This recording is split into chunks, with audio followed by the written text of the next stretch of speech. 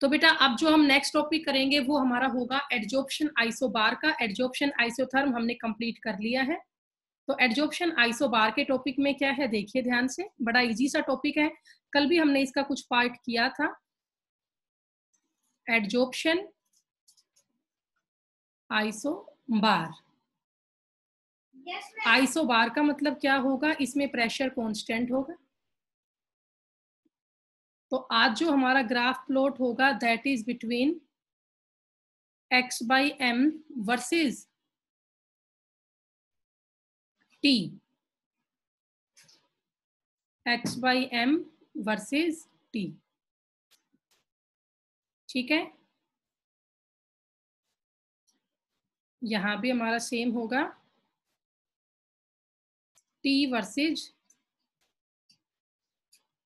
x by m। तो अब देखो बेटा ग्राफ कैसा प्लॉट होगा इन दोनों केस में। अगर मैं इनकी ग्राफ की बात करूं तो फिजिकल एडजॉर्ब, एक ग्राफ फिजिकल का बनाएंगे और एक केमिकल का बनाएंगे। तो ये ग्राफ मैं कर लेती हूँ फिजिकल का और ये हम कर लेते हैं केमिकल का, ठीक है। तो केमिकल का ग्राफ हमने कल भी किया था, कुछ ऐसा ग्राफ बनेगा और फिजिकल का ग्राफ कुछ ऐसा होगा। यहाँ पे x बाई m ही लेंगे हम, ठीक है। देखिए आगे, तो ये हमारा ग्राफ है फिजिकल एडजॉर्प्शन का और ये हमारा ग्राफ है केमिकल एडजॉर्प्शन का। तो कल मैंने आपको समझाया था अगर हमारा प्रेशर कांस्टेंट रहेगा तो जो x बाई m है वो कंटिन्यूसली डिक्रीज होगा with increase in the temperature, क्योंकि फिजिकल एडजॉर्प्शन में वीक वांडरवाल फोर्स होता है और जो ये वीक वांडरवाल फोर्स है तो टेम्परेचर बढ़ते ही टूट जाएगा। जैसे ही टेम्परेचर इंक्रीज करोगे जो ये वांडरवाल फोर्स है वो डिसोशिएट हो जाएगा। वांडरवाल फोर्स टूटते ही जो गैस के मॉलिक्यूल सॉलिड के सरफेस पे आके एडजॉर्ब हुए थे वो सारे सरफेस को छोड़ के चले जाएंगे, वो सारे सरफेस को छोड़ के चले जाएंगे, ठीक है ना। तो यहाँ पे बेटा फिजिकल एडजॉर्प्शन में लगातार x बाई m डिक्रीज होगा with increase in the temperature. और ये भी कल मैंने आपको समझाया था in case of chemical adsorption पहले आपका रेट ऑफ एडजॉर्प्शन बढ़ेगा यहाँ तक, उसके बाद फिर आपका घटेगा, क्योंकि यहाँ पर क्या बनता है कल बताया था मैंने आपको, इंटरमीडिएट बनता है और इसको बनाने के लिए हमें क्या चाहिए, थ्रेशोल्ड एनर्जी चाहिए, थ्रेशोल्ड एनर्जी चाहिए, ठीक है। देखिए बेटा, हेलो, तो देखिए बेटा इस ग्राफ में क्या था ये आप समझ गए होंगे फिजिकल वाला, कि जो गैस के मॉलिक्यूल है ये वीक वांडरवाल फोर्स से सरफेस पे एडजॉर्ब हुए थे, टेम्परेचर बढ़ते हो वांडरवाल फोर्स तो टूट गया और वांडरवाल फोर्स के टूटते ही जो गैस के मॉलिक्यूल एडजॉर्ब हुए थे सारे सरफेस को छोड़ के बाहर चले गए। अब केमिकल एडजॉर्प्शन में क्या है, पहले रेट एडजॉर्प्शन बढ़ेगा और बाद में घटेगा। तो पहले क्यों बढ़ा रेट ऑफ एडजॉर्प्शन, क्योंकि बेटा पहले केमिकल रिएक्शन में इंटरमीडिएट बनता है और इंटरमीडिएट बनाने के लिए हमें कुछ एक्स्ट्रा एनर्जी की रिक्वायरमेंट होती है। उस एक्स्ट्रा एनर्जी की रिक्वायरमेंट को हम पूरा करेंगे यहाँ टेम्परेचर से जो हीट एनर्जी मिलेगी उससे। देखो अभी हमारे पास इतनी एनर्जी है और हमें कम से कम एनर्जी चाहिए इतनी, तब जाके इंटरमीडिएट बनेगा। मान लो हम यहाँ है अभी 20 किलो जूल एनर्जी है और हमें कम से कम चाहिए 50 किलो जूल, तो जो ये बीच का एनर्जी गैप है ये कहाँ से ले लेगा, टेम्परेचर से, हीट एनर्जी से ले लेगा। तो शुरू में जो टेम्परेचर बढ़ने से एनर्जी बढ़ती है उस एनर्जी को ये गैसियस मॉलिक्यूल यूज कर लेते हैं अपना इंटरमीडिएट बनाने में, इसीलिए इनका बढ़ता है रेट ऑफ एडजॉर्प्शन। लेकिन जैसे ही इंटरमीडिएट बन जाता है तो अब इनको और एनर्जी नहीं चाहिए, तो अब ये हीट एनर्जी किसका काम करेगी, काइनेटिक एनर्जी का, और जो नए बॉन्ड बने थे सरफेस पर फिर से टूटना शुरू हो जाएगा, दोबारा मॉलिक्यूल सरफेस से हटना शुरू हो जाएगा, तो फिर से घट जाएगा रेट ऑफ एडजॉर्प्शन, ठीक है। तो ये आपके दो ग्राफ हुए बेटा फिजिकल और केमिकल एडजॉर्प्शन के। ओके कर लोगे, ये फिजिकल एडजॉर्प्शन को हुआ और ये वाला केमिकल एडजॉर्प्शन को हुआ। इसमें कोई किसी को डाउट है तो मुझे बताओ भी, अदरवाइज फिर ये आपका एक टॉपिक पूरा हो गया। मैं आपको एडजॉर्प्शन का टॉपिक पूरा पढ़ा चुकी हूँ। एक बार आपको शुरू से रिमाइंड करवाऊं, हमने फर्स्ट लेक्चर में किया था कि adsorption, adsorbate, adsorbent, absorption, sorption, desorption, ये सब क्या होता है, पॉजिटिव एडजॉर्प्शन क्या है, नेगेटिव एडजॉर्प्शन क्या है, ठीक है। उसके बाद हमने नेक्स्ट लेक्चर में जो टॉपिक किया था वो हमारा था कि type of adsorption, physical and chemical adsorption, वो पूरा हमने डिटेल्ड किया एग्जांपल्स के साथ, डिफरेंस के साथ। उसके बाद हमने फैक्टर्स किए which affect the rate of adsorption. Factors के बाद हमने एडजॉर्प्शन आइसोथर्म किया, और अब ये हमने एडजॉर्प्शन आइसोबार किया। तो इसी के साथ ये पूरा टॉपिक आपका पूरा हो जाता है, ठीक है। इसके बाद है एप्लीकेशन ऑफ एडजॉर्प्शन, वो आप और देख लें कि क्या क्या एप्लीकेशन है एडजॉर्प्शन की, कहाँ कहाँ यूज ये होता है, ये और कर लेते हैं साथ साथ हम। 2-3 एप्लीकेशन है इसकी मेन वो बता देती हूँ मैं तुम्हें। तो अब हमारा टॉपिक है एप्लीकेशन ऑफ एडजॉर्प्शन।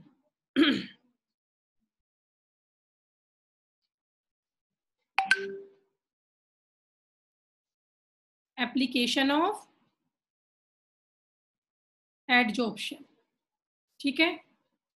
पहली एप्लीकेशन है बेटा इन गैस मास्क। पहले मास्क की बात ही कर लेते हैं। गैस मास्क बेटा, जो भी लोग फैक्ट्रीज में, इंडस्ट्रीज में काम करते हैं जहाँ पे पॉइजनस गैसेस रिलीज होती है, तो वो हमेशा ना मास्क का यूज करते हैं। और उनके मास्क के ऊपर ना, उनका बेटा सिंपल हमारे जैसा मास्क नहीं होता, उनके मास्क के ऊपर चारकोल की कोटिंग रहती है, या उसके अंदर चारकोल भरा रहता है। आप सबको पता है चारकोल हाईली एक्टिवेटेड है, आप लोग टीवी में एड वगैरह देखते हो, क्रीम में भी चारकोल आता है, ठीक है। और इसके अलावा बेटा पानी साफ करने में चारकोल यूज होता है। एक वो एड दिखाते हैं ना, चारकोल की बोल डाल दी पानी में तो पानी की सारी इंप्योरिटी चली जाती है। Yes ma'am. चारकोल है ना, हाँ, चारकोल हाईली एक्टिवेटेड होता है बेटा, और बिल्कुल ही फाइन होता है, एकदम बारीक होता है। तुमने लैब में भी देखा था एक बार, चारकोल बिल्कुल ही फाइन होता है। और चारकोल की बहुत ही हाई टेंडेंसी है एडजॉर्प्शन की। तो भी जो भी लोग इंडस्ट्रीज वगैरह में, फैक्ट्रीज में काम करते हैं जहाँ पे पॉइजनस गैसेस, डस्ट वगैरह निकलती है, तो वो हमेशा गैस मास्क का यूज करते हैं, ठीक है। और उनके गैस मास्क पे किसकी कोटिंग होती है? चारकोल की। उसका बेनिफिट क्या है कि जो भी पॉइजनस गैस वगैरह होगी वो सारी गैस चारकोल एब्जॉर्ब कर लेगा, तो उसको हम इनहेले नहीं करेंगे, ठीक है। तो ये इसका पहला यूज हो गया गैस मास्क में। सेकंड यूज बेटा एडजॉर्प्शन ऑफ डाइज। मान लो मेरे पास एक ब्लू कलर की डाई है, या हमारे पास एक ब्लू कलर की इंक है। अगर मैंने इसमें चारकोल डाल दिया तो ये चारकोल क्या करेगा, उस इंक के अंदर की सारी जो डाई है उसे अपने अंदर एब्जॉर्ब कर लेगा, और इंक अब कलरलेस हो जाएगी। ब्लू कलर की इंक थी, लेकिन चारकोल डालने के बाद वो कैसे होगी? कलरलेस होगी। कलरलेस क्यों होगी? क्योंकि इंक में जो भी ब्लू कलर की डाई थी वो सारी चारकोल ने अपने अंदर एब्जॉर्ब कर ली, तो वो कलरलेस होगी, ठीक है। अब बेटा इस थर्ड पॉइंट देखो, अगर हमें फॉर्मेशन करनी है वैक्यूम की, अगर हमें वैक्यूम क्रिएट करना है, तो वैक्यूम क्रिएट करने के लिए हम क्या करें, जिस जगह वैक्यूम हमें बनाना है वहां पर हम कुछ चारकोल बॉल्स रख दें। चारकोल बॉल्स रखने से क्या होगा, उस जगह की जो भी ह्यूमिडिटी है, जो भी मॉइस्चर है, जो भी गैसेज वगैरह है, उन सबको चारकोल एब्जॉर्ब कर लेगा। चारकोल उन्हें एब्जॉर्ब कर लेगा तो वहां पे क्या क्रिएट हो जाएगा? वैक्यूम क्रिएट हो जाएगा। फोर्थ इसकी एप्लीकेशन है for control of humidity, for control of humidity, ठीक है। या बेटा मॉइस्चर को कंट्रोल करने में ये काम आती है। जैसे कि एग्जाम्पल हमने एक दिन किया था ना सिलिका जेल का, हमने एक दिन एग्जाम्पल किया था बेटा किसका? सिलिका जेल का। सिलिका जेल इन वाटर, जो पाउच होते हैं बेटा किसी भी नए सामान में, पैकेजिंग में जो सामान डालते हैं सिलिका जेल, तो सिलिका जेल के सरफेस के ऊपर क्या इकट्ठे हो जाते हैं? Water molecule. तो ये मॉइस्चर को क्या करता है? कंट्रोल कर लेता है, किसी भी सामान को खराब होने से बचा लेता है, ठीक है। तो ये सब आपकी जनरल एप्लीकेशन है किसकी? एडजॉर्प्शन की। और इसी के साथ में ये आपका टॉपिक कंप्लीट हो जाता है एडजॉर्प्शन का। इसके बाद अब हम नया टॉपिक शुरू करेंगे। हाँ भी, ये चैप्टर आपको समझ में आ रहा है? बताओ सारे। अब जो हमारा नेक्स्ट टॉपिक होगा that is the catalysis.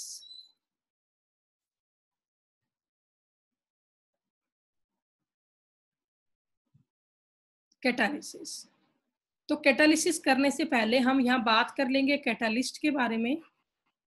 What are the catalyst? तो आप सबको पता है catalyst are the substance which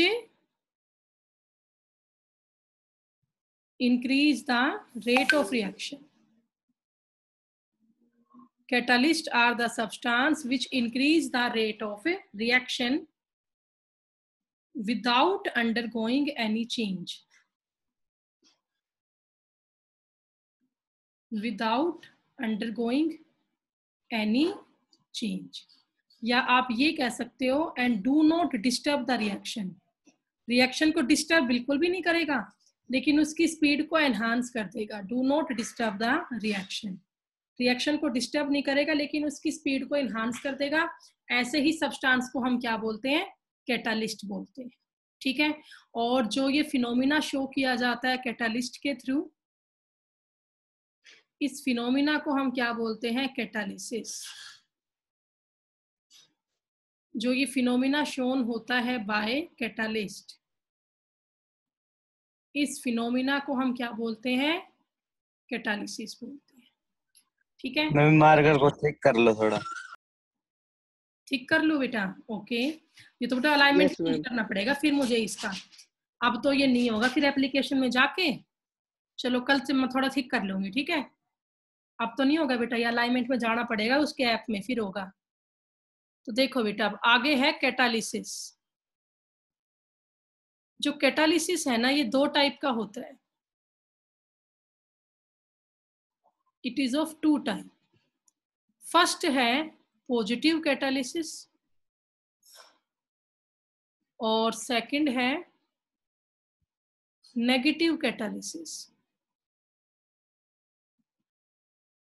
positive catalysis and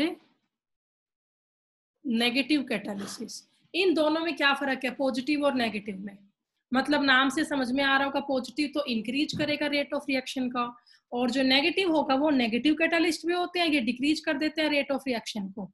तो अगर मैं बात करूंगी पॉजिटिव कैटालिसिस की तो ये क्या करेगा, इंक्रीज रेट ऑफ रिएक्शन, और अगर मैं बात करूं नेगेटिव कैटालिसिस की तो ये डिक्रीज करेगा रेट ऑफ रिएक्शन को।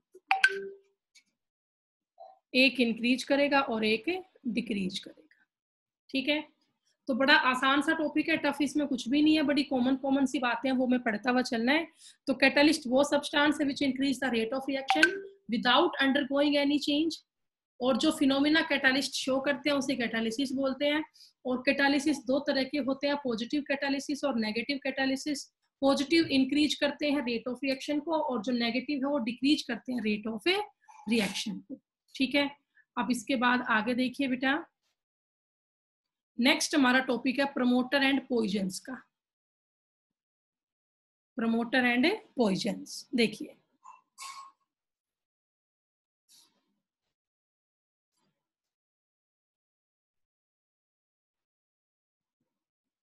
Promoters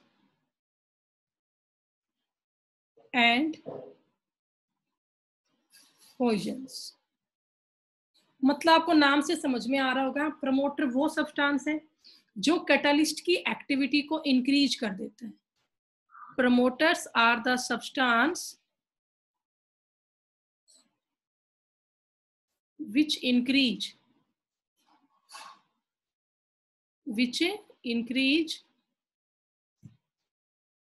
the activity of catalyst। जिसने कैटालिस्ट की एक्टिविटी को और ज्यादा बढ़ा दिया उसे हम बोलते हैं प्रमोटर। और बेटा पॉइजन क्या होता है, जो पॉइजन है ये डिक्रीज कर देता है, decrease the activity of catalyst. मतलब नाम से समझ में आ रहा होगा, प्रमोटर मतलब प्रमोशन देना, उसको बढ़ा देना स्पीड को। ठीक है, और जो पॉइजन होगा वो क्या करेगा, जो डिक्रीज कर देता है activity of A reaction catalyst को, उसे हम बोलते हैं पॉइजन। तो पहले पॉइजन के एग्जांपल देखते हैं। तो पॉइजन में एग्जांपल है जैसे कि बेटा आर्सेनिक। अगर मैंने किसी रिएक्शन में आर्सेनिक डाल दिया तो आर्सेनिक एक पॉइजन का काम करेगा, या कार्बन मोनोऑक्साइड डाल दूं CO। ठीक है, तो कार्बन मोनोऑक्साइड और आर्सेनिक ये दोनों पॉइजन के काम करते हैं, रिएक्शन की स्पीड को और कम कर देते हैं, कैटालिस्ट की एक्टिविटी को डिक्रीज कर देते हैं। अब ऐसे एक रिएक्शन हम पढ़ेंगे बेटा आगे, 12th में ही है ये, ऑर्गेनिक में आएगी, रोजनमंड रिडक्शन। 12th की रिएक्शन है रोजनमंड रिडक्शन। इसमें होता क्या है, अभी तो बस मैं समझा रही हूँ आपको, वैसे ही करेंगे इसको बाद में। इसमें हम एक फंक्शन ग्रुप लेते हैं एसिड क्लोराइड, एसिड क्लोराइड। और रिडक्शन इसका हम करवाते हैं, हम इसमें H2 डालते हैं और एरो पे लिखते हैं पैलेडियम PD और साथ में BaSO4। ठीक है, तो इससे होता क्या है बेटा, एक H और एक Cl माइनस हो जाता है HCl और ये बन जाता है RC डबल बॉन्ड O और यहाँ पे एक H आ जाता है। Cl हट के बदले में क्या आ गया, H, ये एल्डिहाइड बन गई। क्या बन गई, एल्डिहाइड। अब होता क्या है, जो ये पैलेडियम और BaSO4 है ना, ये बहुत ही स्ट्रॉन्ग ऑक्सीडाइजिंग एजेंट है। These are very strong oxidising agent. तो ये रिएक्शन को एल्डिहाइड पे रोकते नहीं है, ये रिएक्शन को एल्डिहाइड पे रोकते नहीं है और ये एल्डिहाइड का फर्दर ऑक्सीडेशन करवा के एल्डिहाइड से कार्बोक्सिलिक एसिड बना देते हैं। जो यहाँ पे कैटालिस्ट है पैलेडियम और BaSO4, ये बहुत ही स्ट्रॉन्ग कैटालिस्ट है, ये एल्डिहाइड पे रुकते ही नहीं है, इससे फर्दर क्या बना देते हैं, कार्बोक्सिलिक एसिड बना देते हैं। तो हमें इसकी रिएक्टिविटी को रोकना है, तो इसकी रिएक्टिविटी को रोकने के लिए हम इसमें एक पॉइजन डाल देते हैं और वो पॉइजन हमारा क्या होता है, तो वो पॉइजन हमारा होता है बेटा क्विनोलिन।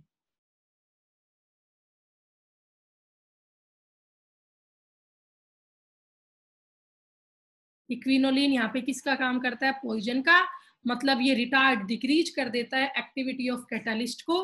तो रिएक्शन जो है ना, अब वो एल्डिहाइड पे ही रुक जाएगी, फर्दर उससे कार्बोक्सिलिक एसिड अब नहीं बनेगा। तो कार्बन मोनोऑक्साइड हो गया, आर्सेनिक हो गया, क्विनोलिन हो गया, all of these are examples of a poison. कर लोगे, बताओ बेटा। तो बस अब प्रमोटर के एग्जाम्पल और करवा देती हूँ। ठीक है, प्रमोटर के एग्जाम्पल देखिए आप लोग।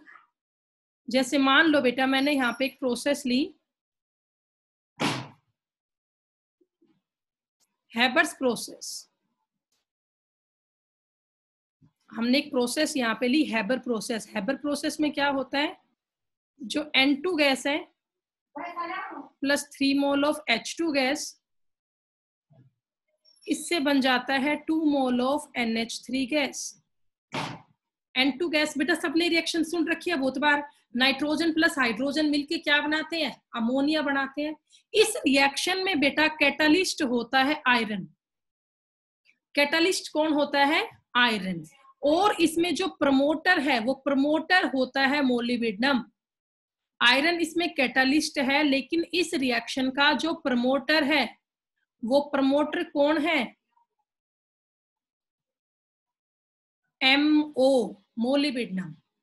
कैटालिस्ट इसमें आयरन है और आयरन के अंदर जो प्रमोटर हमने डाला वो कौन सा डाला है बेटा, मोलिब्डेनम डाला है। तो ये मोलिब्डेनम क्या करता है, आयरन की रिएक्टिविटी को इंक्रीज कर देता है। आयरन यहाँ पे काम कर रहा है कैटालिस्ट का, लेकिन जब मैं इसे मोलिब्डेनम डाल देती हूँ तो मोलिब्डेनम काम करता है प्रमोटर का, मतलब ये कैटालिस्ट की एक्टिविटी को और ज्यादा बढ़ा देता है। तो और जल्दी N2 और H2 से क्या बन जाता है, NH3 बन जाता है। समझ गए बेटा। तो ये आपका टॉपिक हुआ प्रमोटर एंड ए पॉइजन का। आया समझ में, कोई डाउट है तो बताओ इस टॉपिक में।